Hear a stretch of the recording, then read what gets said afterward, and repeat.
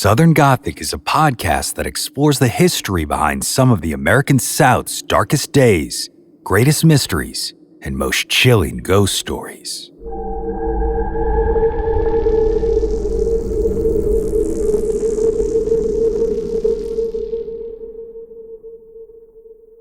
Hey y'all, so last week we went on down to good old Mississippi and explored the legend of Stuckey's Bridge. Well, as we mentioned in that episode, there's a lot of haunted bridges out there with a lot of different types of hauntings. In Stuckey's case, that's the apparitions and paranormal activities surrounding a historic violence there. In other cases, it could be a lady in white showing up on those bridges, or in some of the most infamous instances, there could be a creature living there under that bridge like the Poplick Monster or Bunny Man. But of all of these different types of creepy old bridges and urban legends, there's one that seems to be the most common, and that's the Crybaby Bridge. A bridge where people purportedly hear the chilling, disembodied sound of a baby's screams echoing through the night. While these frightening landmarks can be found all over the South, one of the more well-known is in Anderson County, South Carolina. An old abandoned bridge wrapped in an urban legend.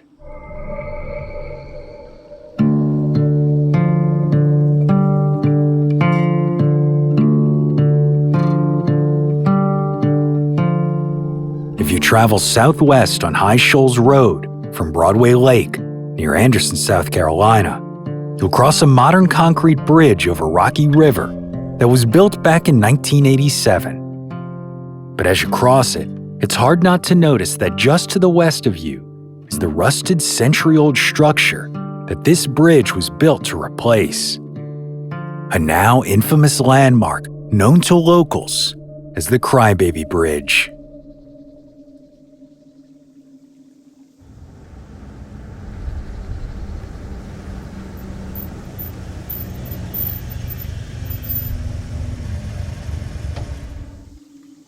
For years, folks have claimed that if you drove to the middle of this bridge at night and cut your car's engine, you'd hear the sound of a baby's crying echoing in the darkness.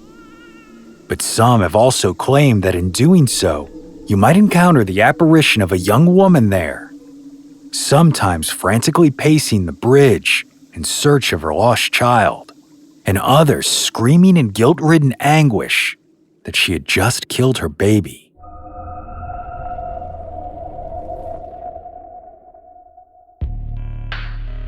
Who this woman is, we don't know, but it hasn't stopped folks from visiting with the hopes of coming face to face with her. This particular bridge was built in Virginia in 1919, but Anderson County wasn't its first home. The bridge was originally located in the Charleston area.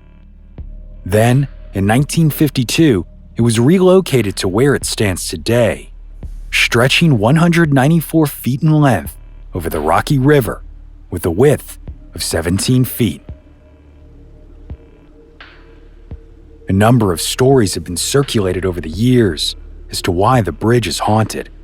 One claim is that it was the site of a horrific accident that left a woman and her young baby dead, either by car or carriage. But the more common tale is the story of a distraught mother who made a horrific decision to end her baby's life.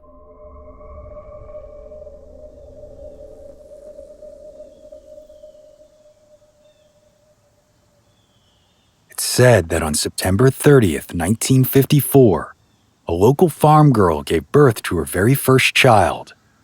But her joy was cut short when only 2 days later, her mother was killed in a farming accident.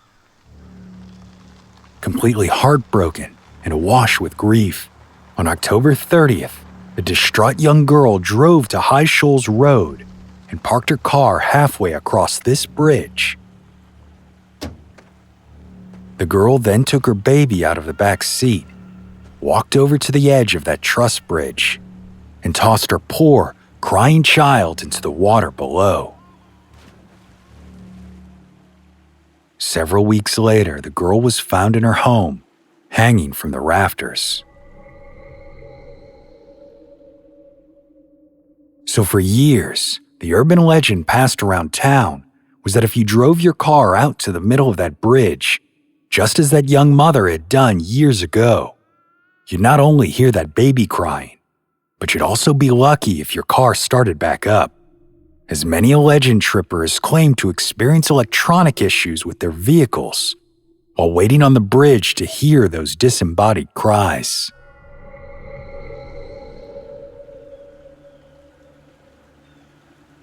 But it's said that to increase the chances of seeing the apparition of that woman or hear her baby's screams, it's best to visit during the full moon at midnight. Turn off the car, get out, and put your keys on the hood. Then say simply, "Cry, baby, cry." Of course, today, cars are no longer allowed on the rusty old truss bridge, which is now covered in colorful graffiti. But folks can still access the bridge by foot, and some do, hoping to experience why this particular structure is now labeled on maps as the Crybaby Bridge.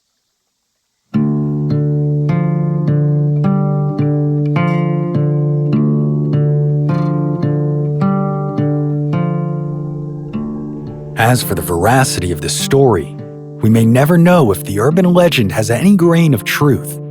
However, the legend of the Crybaby Bridge in Anderson County is all too common, as all across the South, bridges exist with similar claims.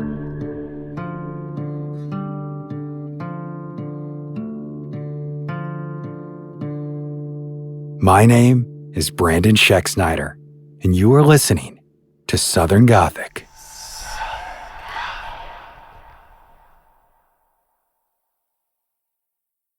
Southern Gothic is an independent podcast produced by siblings Brianne and Brandon Schexnayder.